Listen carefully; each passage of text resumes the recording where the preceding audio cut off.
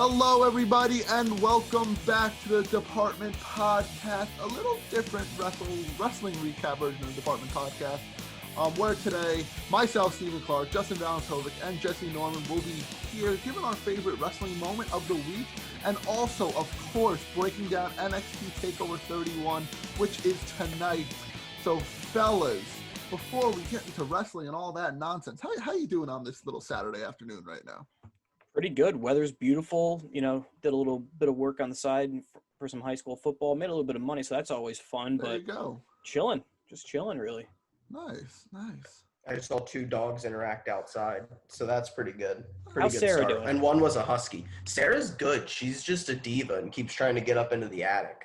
And she's not allowed in the attic. Not allowed in the attic. What goes on in the attic? Yeah. She tries to get under, so we live in a multi, and she tries to get under the roof of the other house. Yeah. Where nobody else can get. And if she does, she will probably die. Is that like your man cave up there, your attic? Like, what goes on in the attic? No? It's some team bonding with your roommates, right? Yeah, I mean, it's storage. Yeah. Storage. Sarah's a cat, by the way, for any new listeners. Oh, the husky's back. The husky's back. Now we have Sarah and the husky as our characters on our show. Yeah. Oh, that husky's so pretty. Oh, that's nice. All right. Well, it seems like you guys are doing good. I'm doing good as well, so that's awesome. All right, let's just get into our not favorite. It doesn't have to be your favorite. It can be a low point, it can be a high point, but a wrestling moment this week that stood out to you. Jesse, let's start with you. The Alexa Bliss Kevin Owens show. Yes. That was mine. And then, should have gone first then. You said you didn't have one yet, so I went to Jesse first. It was the first thing that popped up on Twitter. The thing that's interesting to me is that they're doing the Kevin Owens show and having Bray Wyatt on Raw Monday night that they already announced. So, I mean, hey, if you need to get some SmackDown stuff on Raw to make it a little bit more watchable, I'm all for it because Raw's bad. Raw is really, really bad. And the draft is coming up too, so it could be a little teaser of stuff to come in the future. So yeah, I hope that was good. If they move one of them in the draft, I hope they move both of them together because it would be absolutely asinine just to cut this off right now and just kill the storyline completely. There's no way that they should move them apart at all. No. I'm hearing that champions might flip. That's one thing I'm hearing right now. That Roman. Oh my God! No way. Roman's getting the red belt. They're getting Fox the red belt. wanted Roman so bad. I'm hearing it. That's a rumor. It's a rumor. I don't know what's true and what's not. I'm not the WWE, but that's a rumor I'm hearing. Drew to SmackDown, Roman to Raw. I think that would be a really bad move. Yeah, I really if do. That happens, because then what the Roman Fiend story is dead. Unless the Fiend. Unless they all go together. They can't flip that many top level. Well, because here's the thing then. If they move Drew to SmackDown, that kills off the Randy storyline for... Finally. But they're continuing it as... Oh, we're not going to talk about it this week. But just for the sake of the U.S. title, can they move Apollo Crews to SmackDown, please? That's old too. Yeah. But yeah, the Bray Alexa stuff is really good. It's very reminiscent of Adam Blampier's booking Sister Abigail from like 2014. If nobody's seen that, go watch it on What Culture. It's almost like they are taking his idea. At like this point, word for word. Well, and they also kind of did that for John Cena Taker at 34. So I think they've like they've taken some of his ideas. They're not like bad ideas. Like no, they're entertaining videos. Yeah, absolutely. Yeah. But the more this story plays out, the more I'm like, yeah, that's pretty much his idea. Yeah, it's very Joker Harley Quinn too. Like we said last week. It's I guess someone just saw Birds of Prey or Suicide Squad or something. It was at the movie night. Slumber Party. That's a slumber party, baby. You know. Party. But no, I'm enjoying that stuff too. It's very, very original, very new. It's Alexa is the perfect person to play the role, not you, Alexa. But just in time for Halloween too. Yeah, she's such a good actress too. Yeah, she's so good at acting.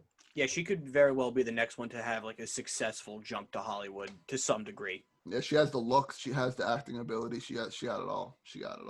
But all right, so that was Jesse's standout moment of the week. Justin, let's jump over to you. What do you got? It was that one. I've been busy. I haven't had time to watch it that much. All right. I'll say another one for Justin. There you go. Justin, we're simpatico. We're being slacking on the job, Justin. The Carmella thing. Yes, very interesting. I don't hate it. I don't love the you people thing. Like when heels they tried to make Becky do that. It felt very forced. It felt very so forced. Yeah. And I get there was just a better thing that they could have done. They should have been like, before I was dancing around, I was a women's champion. I was women's Money in the Bank winner. And then I started dancing around and I became a joke. But they didn't even do that. She was just like, yeah, for the entertainment of you people. And I'm like, why didn't you bring up the championships you won? Why didn't you bring up they made it seem like she almost was like, in the 06 Divas era almost. Yeah. This would have been like a very much of like the beginning of the women's, evolution type of try to legitimize that. Like they're not just eye candy anymore. That was that's what it seemed like it was coming off as a little, like she was trying to move away from being that. It did, but I just feel that at the moment, the draft's coming up, but SmackDown doesn't need more heel women on their roster because they have a lot of heel women and not many face women. Like they have Bayley, Lacey Evans, Alexa Bliss. Sasha just recently turned, so I guess she's in the face category now. It would be so funny if they did all these vignettes on SmackDown and then she goes to Raw immediately in the draft. It's bound to happen. But I'm okay with it. I want to see where it goes first before I really start to judge it a lot. I like that she's getting a chance to bring out her inner self, and I feel like this is who she really is. Like she's this bougie person who likes all the rich stuff and fancy stuff, and I feel like this is her really deep down, but turned up to the max. They got to keep this rebrand longer than they did for Liv Morgan, though. Yeah, we still never got that. They can't abandon another one that quick. Yeah. Emmalina too. Yeah, Emmalina. Oh, Jesus Christ. Yeah. All right. Well, thank you for another one, Jesse. I guess I'll do one really quick. Those were kind of positive ones, kind of in a way. We got a re-debut. We got cool stuff with The Fiend and Alexa Bliss. I'm gonna switch gears, and I'm gonna go to something that stood out to me that was not good at all. And of course, it comes from Monday Night Raw, and it comes from the last the last couple minutes of Monday Night Raw, where you see Randy Orton in a janitor costume, put on some night vision goggles, run into the little Legends room where they're playing poker and all that stuff, puts on his goggles, shuts the lights, not life, maybe the life of Ric Flair, but shuts the lights, and then you hear these cartoony chair shots happening and all this stuff, and about 30 seconds later, everyone's just laid out on the floor, and that's how Raw ended. And this was the stupidest segment I've ever seen. It was Wile E. Coyote-esque.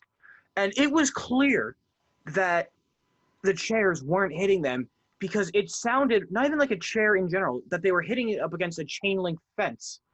Yeah. They couldn't even rip sound from any other match anywhere. Anything. Literally any other chair shots. And here's the thing. Why were they all taking chair shots in theory and not screaming in pain? Yeah, why were they all silent?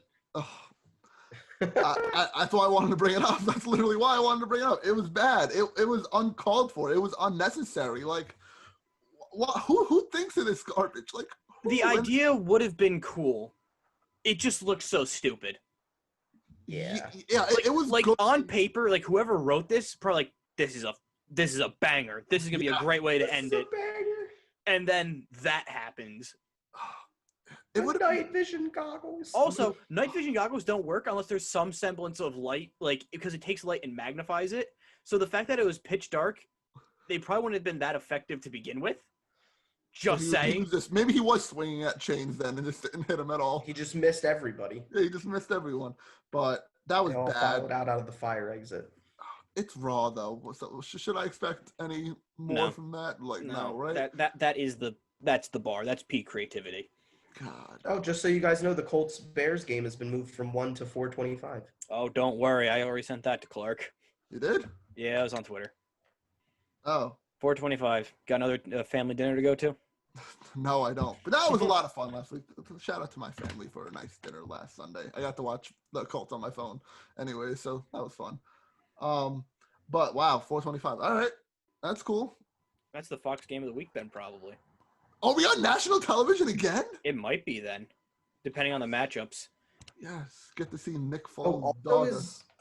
Is today the 1-year anniversary of AEW? No, but today when this gets uploaded is the 1-year anniversary of SmackDown on Fox. It's only been a year. It's been a year, and it's been for the most part. Oh, at least how long are they locked into that contract for? Another 3, 4? At least 4 years. I think it was a 5-year deal. Oh yeah, no. Today was the inaugural Dynamite. Really? Yeah. Well, happy 1 year, Dynamite. You've been really successful, and give Jericho back the belt. Please, because it's not working on Moxley. It's not working on Moxley. Give it to MJF or something. Whatever. MJF would also be good. Yeah, but happy 1 year to Dynamite. Happy 1 year to SmackDown on Fox. All right, let's get into some little NXT Takeover predictions. I'll announce the card as we go along, and we'll break down like what happened on NXT between the people, and we'll also predict who's going to win because Takeover is tonight on Sunday. So let's get into the main event.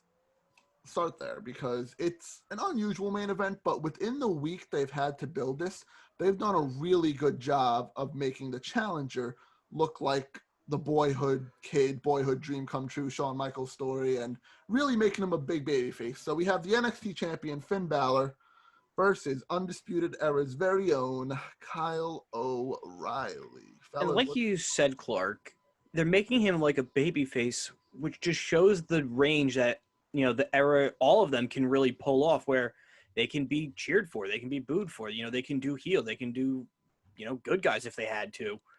And I like it because this is a storyline that what happened to you? A laptop flipped out. You saw that? Yeah. This is a storyline we really haven't seen in NXT before. Yeah. Kind of like the underdog going for the belt finally. Yeah, plus it's not like the main guy too in this situation. Like if you want to make Cole an underdog for something, sure, go ahead, like his rise up. But no, this is like the tag team specialist inside Undisputed Era. It's the guy who doesn't get the big title shots. It's not even Roderick Strong, who's been a North American champion. And this for is a while, Kyle O'Reilly. And for a while, O'Reilly was the guy to always take the pin in the group. Like he was the one who would always eat it because he got the shit kicked out of him in War Games too. Always. He was always the guy to get the majority of everything. Yeah.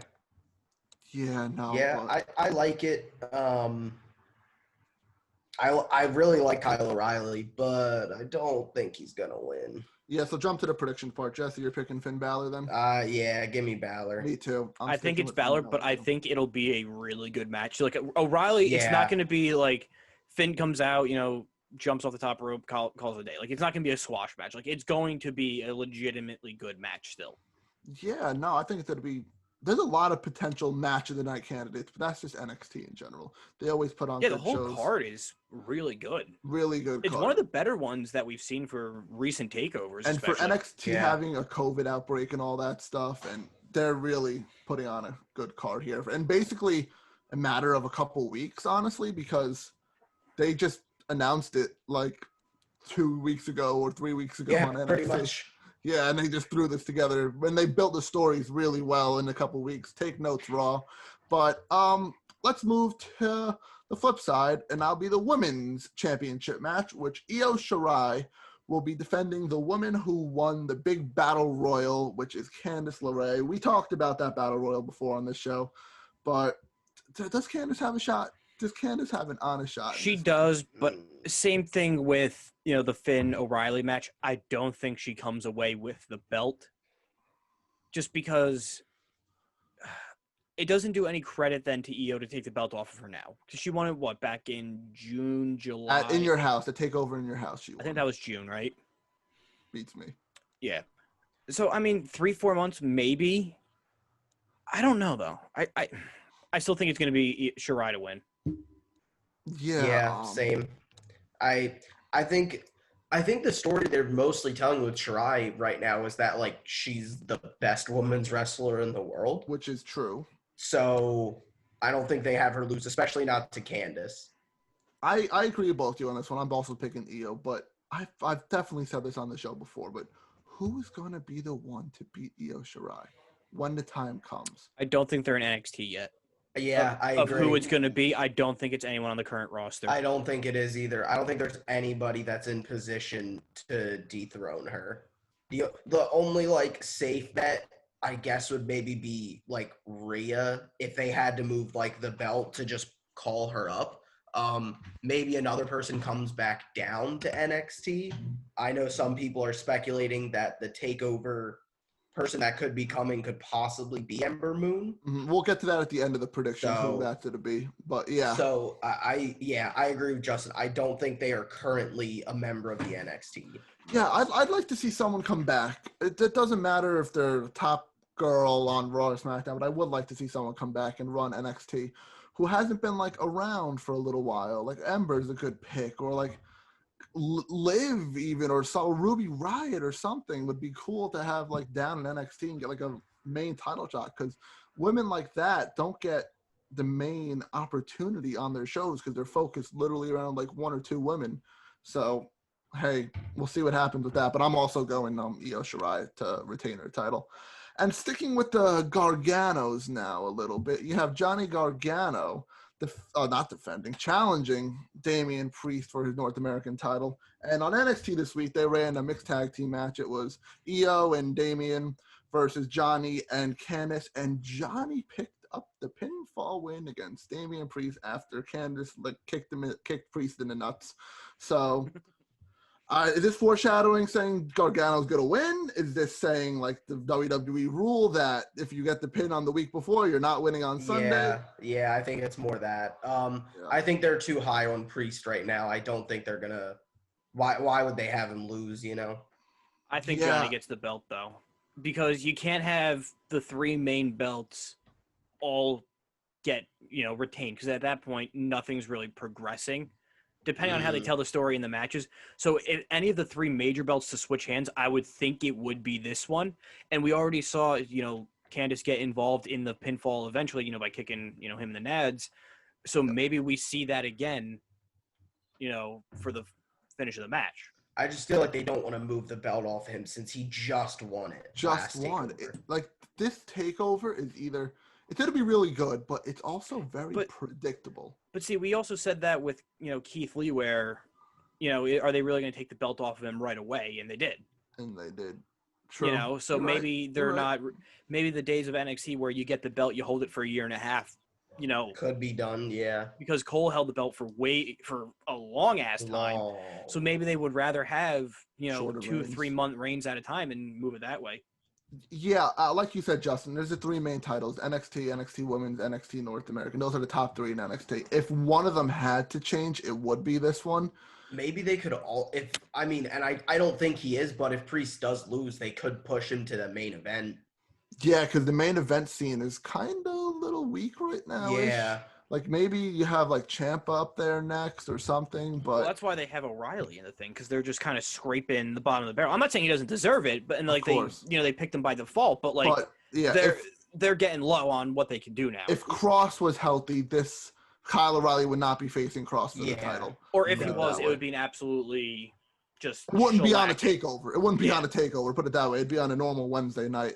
But final predictions for this match: Priest versus Gargano. Gargano. Ooh. Priest. I'm going to stay with Priest for now. Priest is the safer bet for right now, but Gargano has a pretty good shot. It's like our Monday Night Football picks. Who was the only one to pick the Broncos? Who won the Broncos, baby? You won. No excuses. You won. Justin, you got to start betting on these Monday night games. Yeah. Yeah, maybe you and Warren could put a parlay together and win even more money. He makes enough money without me. All right. And our last title match of TakeOver now. No tag team title match on this show, which is fine given the tag titles a break because they've been showcased on the weekly basis. But we have the NXT Cruiserweight Championship match. We have Santos Escobar defending his title against one of my favorite guys, one of the most underrated guys in all of WWE, Isaiah Swerve Scott. These guys have faced each other before. Santos Escobar used like the mask or like the metal bar in it to like attack Swerve Scott and get a cheap win over him to retain his title. But this time, none of that, no nonsense. I don't know if anyone's going to be at ringside or not, but hey, we have a Cruiserweight title match. What do you guys think? Who you got? I don't think they're going to... I don't think they take the belt off. I don't think they're going to take the belt off of them because as a group, they've been fantastic. Yeah. So I don't know, but we also thought we thought they were going to put more belts on them and that they were going to get an even bigger push that they haven't gotten so far. Yeah. I feel like they're going to keep the Cruiserweight belt on them just because maybe they'll eventually put the tag belts on them. Yeah. And that would kind of be their way of having multiple belts because they're not going to put them in the North American title scene. Yeah. And I don't know. I don't think Scott needs it at all. See, I feel the opposite way. I do think Scott needs it because he's just been like floating around. Oh, yeah, no, that's what I mean. I just don't think they're going to he has been floating. Like, I don't think they're going to put it on him just because he's been floating. I think they are going to put him on him. I'm going to go with Scott in this match because then you have all of your titles on Isaiah Swerve Scott, Breezango. So they're basically they're not a team, but they're a faction. Then eventually there's going to be, like I said this a month ago. Oh, yeah. There'll be a 6-man tag, winner take all. Then Santos Escobar gets back his Cruiserweight title, and all of El Legado del Fantasma gets the title. So I'm going with Scott for now. Don't know if it's going to pan out to be that way, but I'm taking Scott in this match. All right. Last match right now. It's a shorter card. And that's 5 matches. That's usually a takeover length, right? 5 matches. Beautiful. That's all you need. Yeah. That's all you need. A nice short little pay-per-view. Doesn't have to be no 5-hour WrestleMania. We'll be in and out in 2 hours, probably. 2.5 hours. 2.5, yeah. Because the Heat are gonna try to win game 3. Gonna lose the finals. They're screwed, Clark. I know. Hey, they played better last night. A little off subject right here, but the Heat played better last night without having Bam or Goran. So then at this rate, they'll only lose by 2 by game 4. Hey, that's not bad. Just for the Heat, just try to win a game. That's what I agree. So a gentleman's sweep is a lot better and doesn't sting as much than a flat-out clean sweep. A game 3 win would be beautiful. That's it. Well, because game 3, you could still get into it then because you're only down a game then. Yeah, exactly. But down a game against Lakers is not. I think you're getting swept, though. I hate to say it. I don't think you even get a game. I think they get 1, either 3 or 4. They get 1. I'm saying 3. If Bam's back for 3, they're getting 3. I saw he wasn't. Oh, no, he's playing. He is. No, he's playing. Okay. He's playing. I'll take the Heat for 3, then news source. Lakers 4 or 5 or something. That's probably it. But there was a good run for the Heat, so I can't complain too much. No one expected them to be there. But that's way off topic. We have our last match of the night, and then we also have little vignettes to talk about after. So we have a grudge match that's been going on. We have Kushida, who has this new attitude, versus the Velveteen Dream. Fellas, who you got? I have Kushida. Kushida too. They haven't really done anything since he's came. So I think this is maybe their first time trying to actually build him. Yeah, finally. And Dream should just keep eating these pins because just kill his credibility. He shouldn't even be on TV. I agree. So and if they're not going to punish him off air, punish him on air and just kill any credibility he has and just make him look like a joke at that point. That's fine with me. Maybe that's their way. I mean, it's a terrible way, but maybe that's their sick, twisted way of being like, well, take it. Like Dream outside the ring, inside the ring, Dream, fantastic athlete, fantastic all around, but outside the ring, he's a big POS. Yeah, scumbag. Yeah, we don't stand him outside the ring. We don't respect the things he does that are illegal. So not a fan, but inside the ring, great talent. Kushida also great talent. It's going to be a good match, but I'm also going to take Kushida to win this match. I think it's finally, like Jesse said, they're finally doing something with Kushida. He's been in America now for a year and a half maybe. And he's just been floating around doing nothing with his little Marty McFly outfit on. So he's literally been doing nothing. So it's fun to see him get a match at a takeover. Like, is this his first? I think it is. I think it is. It is. Is it? Wow, that's because sad. he wasn't on 30. He wasn't on In Your House, which technically was that a takeover? Yeah, that was. Yeah. And he wasn't on Bash, which even wasn't a takeover, but it's basically a takeover. No, he hasn't been on anything. Yeah, no, not even in the ladder matches. And also, it's his takeover debut, so he's gonna win then. Yeah. All right, so we're all taking Kushida around. So the only difference. So the only difference is the Gargano match then. Yeah, and that's. Man, no, I picked Santos. I picked that's Swerve right. Scott. I picked Swerve Scott. But it's either going to be very predictable this pay-per-view, or they're just going to just flip the script and it's going to be completely. Yeah. But before we wrap up really quickly, let's talk about these vignettes we've seen for the last 2 weeks of someone who seems to be coming back to NXT, breaking the glass case with the NXT titles in it, riding a motorcycle down to some highway in Florida. Would it be The Undertaker? Hey, he left Boneyard and just kept going, and he stumbled across the. That would be kind of funny. Yo, Demon Finn Balor versus Undertaker at a takeover. I'm in. I'm all in. But I'm hearing Bo Dallas. Bo Dallas is my number one. I'm hearing. It's not Bobby Roode because Bobby Roode showed up on Raw in the main event. Bobby Roode and Dolph Ziggler are a tag team again. Hey, that's actually my low point. All right. Back to Raw really quickly for that. I liked it because Bobby Roode and McIntyre have a history. That's the only reason why I like it. Because McIntyre beat Roode for the title, so it was cool to see that. Yes, but why back with Dolph Ziggler? I don't like. I can't wait for Roode because he debuted on Raw, so he'll get transferred over to SmackDown then in the draft. They're gonna move them as a team.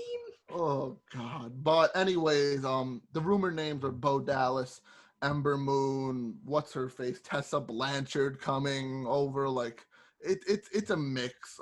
Justin, I'll start with you. Who's your number one pick?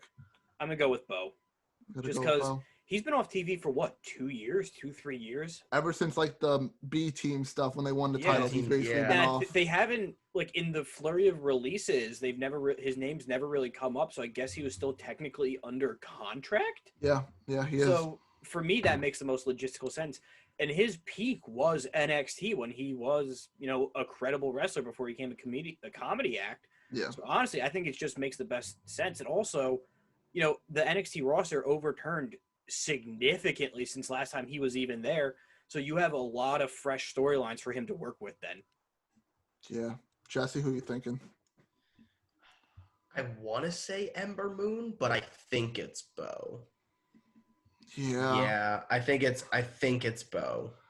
I was looking at the NXT champions list, both male and female, and no names really stand out to come back. Like that was not Samoa Joe's build. Like Samoa Joe was one maybe, but wasn't his build in the vignettes. But it's hard to see too because of the distortion. Yeah, exactly, distortion in the camera on the head. So I'm also gonna stick with Bo. I really am.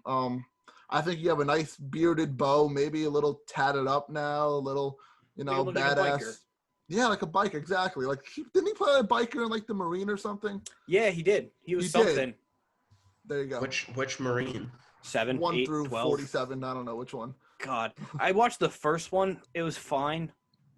And the then Cena one, right? Yeah, the Cena one. Yeah, that was cool. Yeah, we all seen the Cena one. Yeah. And then after that, Aussie Jr. got one. Oh my God, that's right. He was a Marine. He was one Marine. Was Ziggler in one of them? Orton, Miz. Ziggler? No, I think then Miz just carried it for 10 more. But all right, so we're all going Bo. I'm glad we're on the same page for that. Hopefully they swerve us though, because I'd be cool to see Bo. I'm down to see Bo. I was a big fan of him, but I'd like to be swerved. I really would. Any last words for Takeover or this week in wrestling or anything? Nah, I'm just looking forward for a good show. Yeah, I think it'll be good.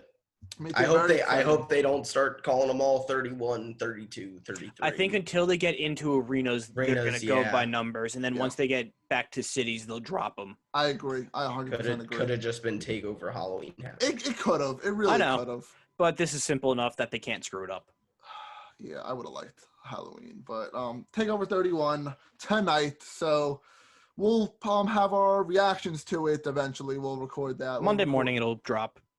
All right, so we'll record it right after. Yeah, we'll record it right after, drop it Monday morning, then football will be on Tuesday again. Perfect. And then after this week, hopefully the schedule gets back on track because it's a little fucked up. Yeah, it's messed up. We'll do a finals recap episode, I feel, because the finals aren't going to last for much longer. It's not worth doing multiple episodes on at this point. No, maybe after. Do you want to do a baseball like after the divisional? Maybe we could do baseball Wednesday-ish, Friday-ish, give or take. We'll do baseball's coming this week. Sometime too, this guys. week though, we'll get a baseball. All right, so everything's coming. All the sports are coming this week, guys. So stay tuned to that. But before I wrap up, just wanted to thank you all for listening to this episode of the Department Podcast.